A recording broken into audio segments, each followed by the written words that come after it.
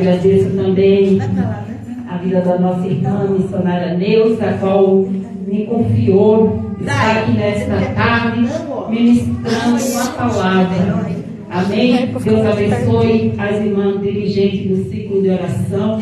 Tem muita gente aqui que eu já conheço e pessoas que eu também não conheço.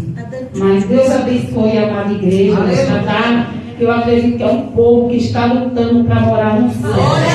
Aleluia, Deus abençoe a nossa irmã missionária Zelma, a irmã Silvia, nosso irmão Brian, que vem acompanhando juntamente comigo nesta tarde. Vem me acompanhando nesta tarde, são lá do ministério. Eu sou quem sou.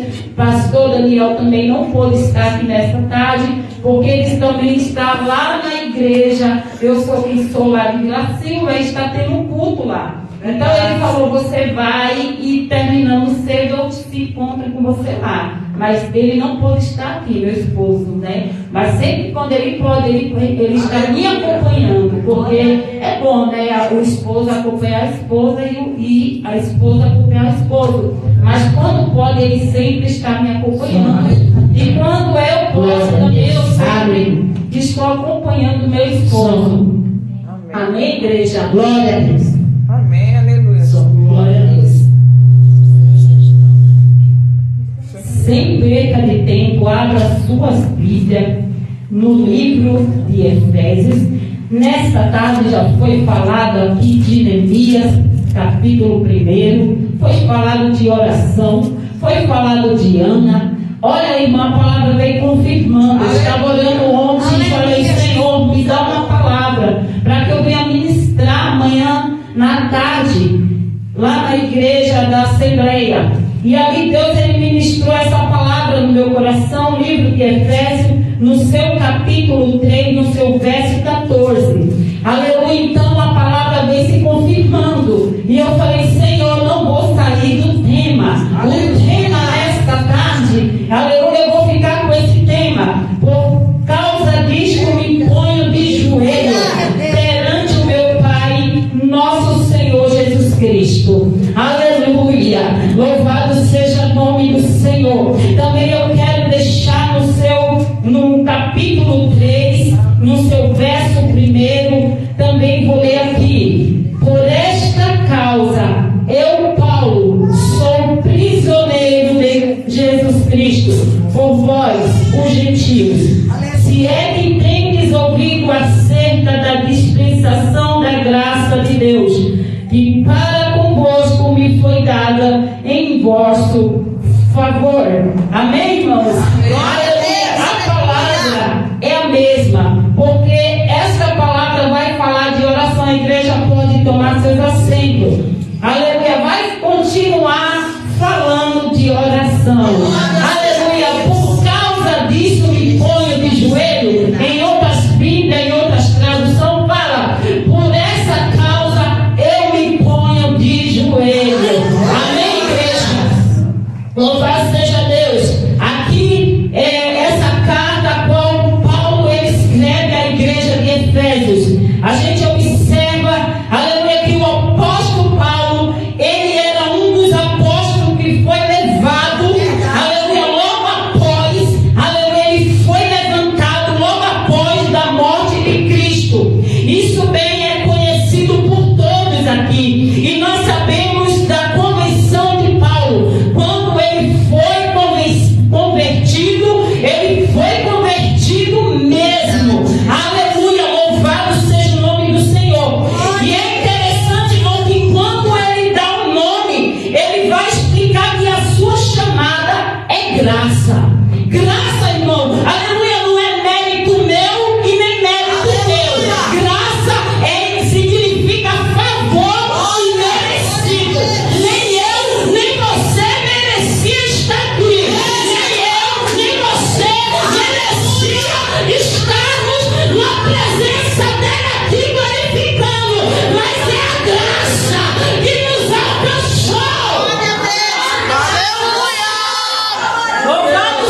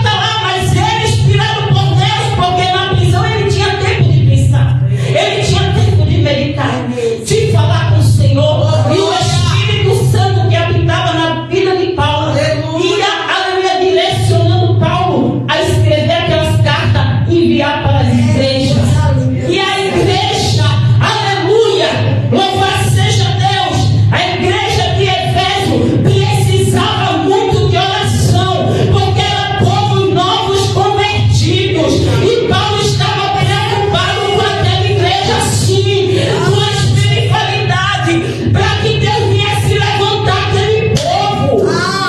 Espiritualmente falando, igreja. Louvado seja o nosso Senhor. Ele poderia muito bem falar assim: olha, igreja, ora por mim, porque eu estou aqui preso. Ora por mim, porque eu estou numa situação difícil. Olha, igreja, ora por mim, porque eu não posso sair daqui, não. Você vê que é o contrário. Leva o Paulo preso. Não, ele está preocupado com ele, mas ele está preocupado com o povo de Deus, a igreja de Deus. Ele vai mandar a carta para aquele povo. Aleluia! Louvado seja o nome do Senhor. E quando eu olho para o verso 15, vai falar de qual toda a família no céu e na terra recebe o nome. Então ele estava preocupado em orar por todos, igreja. Eu quero te dizer nesta tarde: será que nós que dobramos nosso joelho, oramos pela nação? Porque a gente vê que os governantes já estão colocando leis contra a igreja, para perseguir a igreja, querendo mudar leis. Então, irmão, a gente tem se colocado de joelho e glória a esta nação. A gente tem se preocupado com as igrejas nos dias de hoje, porque nós vemos nos dias de hoje uma crise muito grande na igreja de Deus, espiritualmente falando. Quantos se abateram espiritualmente? Quantos, porque passou pela diversidade, passou pela situação, está enfraquecendo, está decrescendo numa crise muito grande espiritual. Será que nós temos, aleluia, dobrado nosso joelho a favor, aleluia, das igrejas? Porque se nós formos, irmão, uma guerra espiritual muito grande. Aleluia! Porque nem todos que estão na igreja, aleluia, estão, aleluia, com suas vidas espirituais lá em cima, não. A gente olhamos a aparência, mas só Deus sabe. Meu Deus, é dessa forma. Mas eu vejo a preocupação, o amor de Paulo com aquela igreja. Aleluia. Paulo, ele vai falar, aleluia, do amor também. O amor, será que nós temos tido esse amor no coração? De estar orando pelo nosso próximo, como a Bíblia nos manda, orar também pelos nossos inimigos. Será que nós temos orado? Pelos que nos perseguem, pelos que querem nossa queda, pelos que querem nosso mal. Nós temos orado. A Bíblia manda. Alabada é a sua encantada. A Bíblia fala: pedi, dá-se-vos. Bater, e abre-se-vos. Quem perseverado na oração, exulta. Glória a Deus. Mas eu vejo Paulo no propósito de oração. Aleluia, em prol daquela igreja, porque a graça que foi alcançada na vida de Paulo, Paulo também orava para que a graça de Deus alcançasse aquele povo. O mais idólatra, mas Deus também tinha poder de alcançar aquele povo. Assim como Deus libertou Paulo, Deus tinha poder para libertar aquele povo.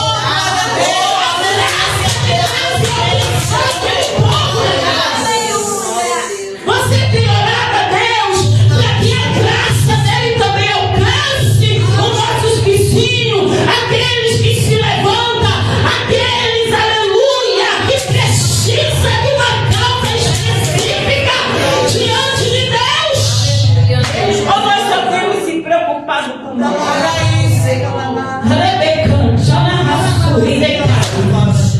E Deus manda a gente orar um pelos outros.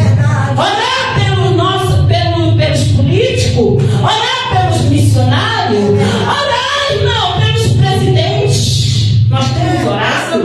Temos se colocado de joelho pela nação, porque a gente vê como é terrível. Rebecante é uma guerra grande, é uma luta de poder. Nós temos se dobrado diante de Deus, apresentando as nossas causas diante do Senhor. Aleluia, Deus. Paulo, ele fez isso. E é por isso que eu me ponho de joelho. Rebeca era séria. Ana, ela tinha uma causa. E ela colocou diante do Senhor. E eles ouviram a petição de Ana. E falava que nesta tarde. Eita Deus. Rebeca era e derraçou e a Bíblia diz: clame, responder-te-ei coisas grandes e firmes que não sabe. Você tem orado, você tem clamado. Ou você tem olhado para a tua situação falando assim: agora eu vou prostrar, agora eu não vou mais adorar, agora eu vou me frustrar. Ou você tem pedido graça. Peça graça diante da luta, igreja. Peça graça diante da universidade. Peça graça. Deus vai derramar a graça e o poder. Deus é forte. Para que aqui no verso 17, para que Cristo habite pela fé em vossos corações, a fim que estamos arraigados e fundados em amor. Olha aí. A Bíblia fala que por muito se multiplicar a iniquidade, o amor de muitos se esfriaria. O que está faltando no meio da igreja é amor. E Paulo também apresentava isso em oração, igreja. Talvez a igreja começou bem, mas o amor, conforme passou, desesfriou. Já não era a mesma coisa. E Paulo se preocupou com isso, para que o amor viesse nascer de novo. Para que ele viesse, Deus viesse colocar amor no meio da igreja. Muitos nos dias de hoje perdeu o amor.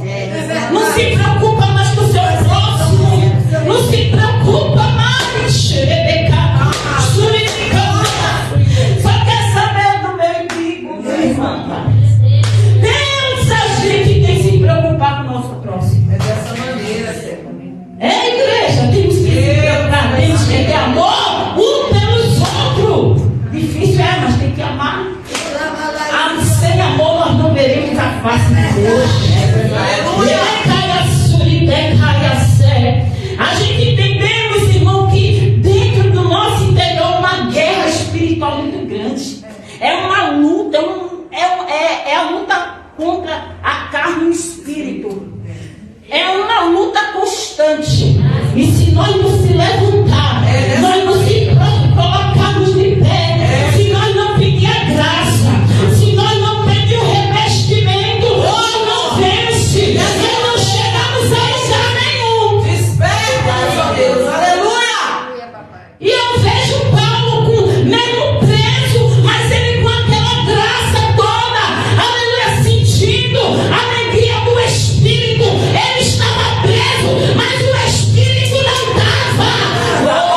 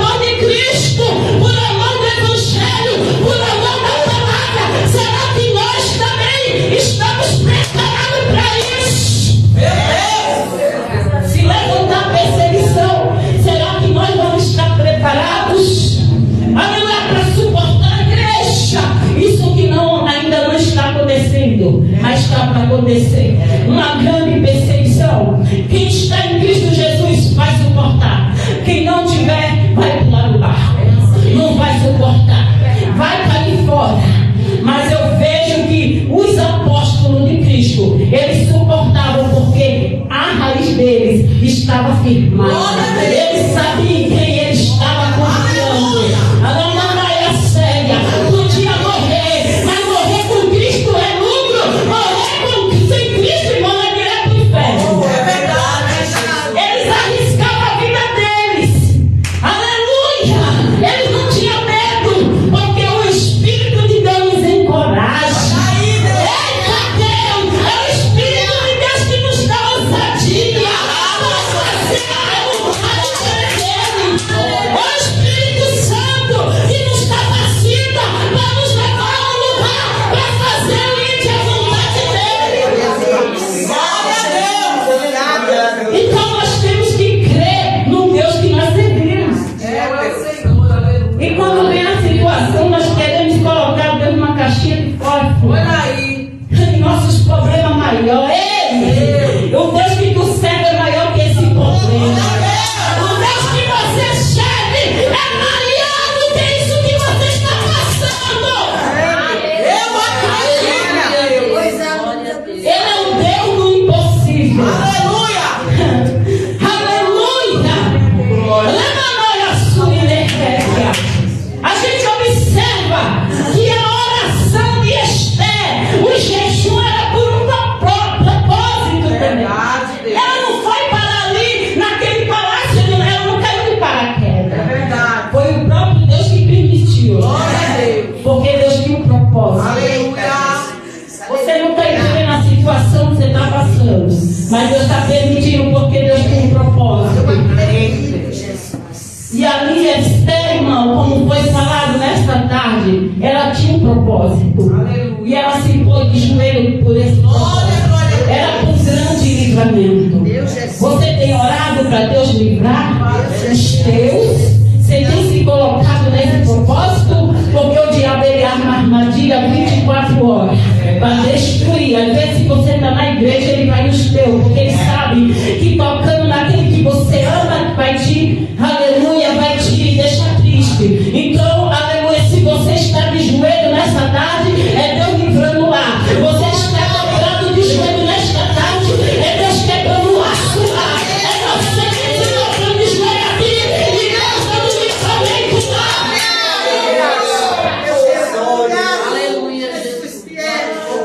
Eu não sei a causa e o propósito que você chegou nesta tarde. Eu não sei em que propósito você está orando.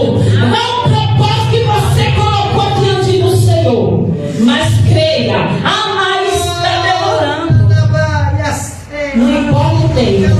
Não é no meu tempo nem no teu. No tempo de Deus, Deus vai trabalhar. O rico crente é que ele não sabe esperar. Ele não sabe esperar o tempo de Deus. Aí ele quer dar um jeitinho. Mas vamos esperar o tempo de Deus, porque o tempo de Deus é melhor para mim e para a tua vida. Decai a sua canta, neve, anaia, louvado seja Deus. Paulo ele tinha um foco, ele tinha um propósito. E qual que é o teu nesta tarde? Oh, Deus mío. Aleluia. Ramandaia séria. Poderoso e Eu e fiel. meu esposo, irmão, quando eu não posso mais, ele está 3 anos na rádio, orando por essa causa, me pondo de joelho. Ele está no propósito. A gente estamos com 4 igrejas. Estamos orando pelas igrejas. Aleluia. E a gente temos vindo agir, trabalhar do Senhor. Quando nós oramos com fé e confiando que Deus vai entrar e faz. Aleluia. Muitas vezes a gente não sabe de onde vem, mas quando vem, irmão, aleluia, a providência chega. Glória a Deus. Às vezes estamos orando, meu aluguel desse mês, parece que não vai acontecer nada. Quando menos espera, já cai lá. É, irmão, é oração. Isso é fruto de oração. Aleluia. E Deus, quando tem promessa, ele cumpre, ele se responsabiliza. Muitas vezes queremos temer, nos amedrontar, ficar pensando em agora como vai ser. Deus fala, quem é o dono da obra sou eu. Isso não se preocupa, porque é eu que vou. É Deus que trabalha. E eu olho para o meu esposo e falo, amor, você, aleluia, não é por nada não, mas eu pego o exemplo dele. E muitas vezes eu estou cansada, andar está orando. Aleluia. Às vezes, quando ele não tem aquela força, mais força de sono mesmo, aí ele no outro dia ele ora. Mas ele não deixa de orar. Aleluia. Tem uns irmãos aqui que tem um link da rádio, né? Meus irmãos aqui que tem as orações há mais de 3 anos. Né? Estamos num propósito. E nós estamos vendo agir o trabalho do Senhor. Demorado mas a vitória chega. E eu acredito que Paulo estava orando pelaquela igreja. Porque a preocupação de Paulo era com as igrejas, não só em Efésios, mas com as outras igrejas. Paulo estava preso, mas ele nunca deixou de orar pela igreja. Paulo estava preso, mas ele nunca virou as costas para a igreja.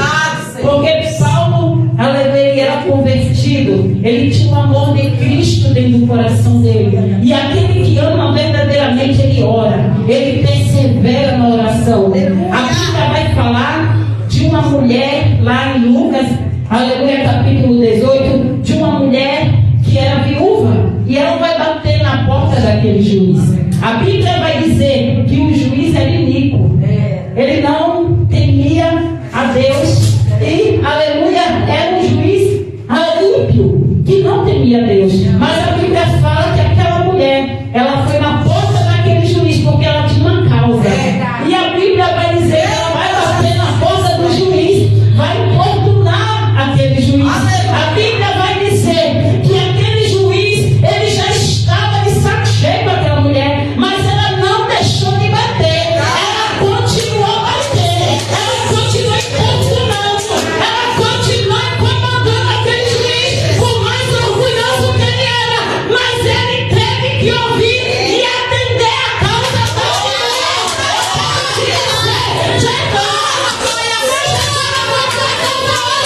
E antes do juiz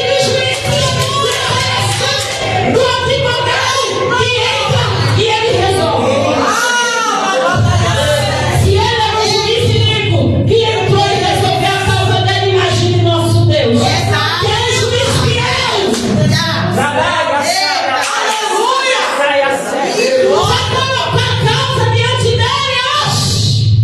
Aleluia. E a Bíblia vai dizer que Paulo, irmão, aleluia, ele estava orando pelas suas igrejas. E a gente vê que em tudo isso Deus, ele estava na vida de Paulo. Mesmo Paulo preso, Deus era na vida de Paulo. Deus, pela sua infinita misericórdia, pela sua graça, ele alcançava a vida. E Deus ia levantando a igreja. Deus ia colocando no seu devido lugar.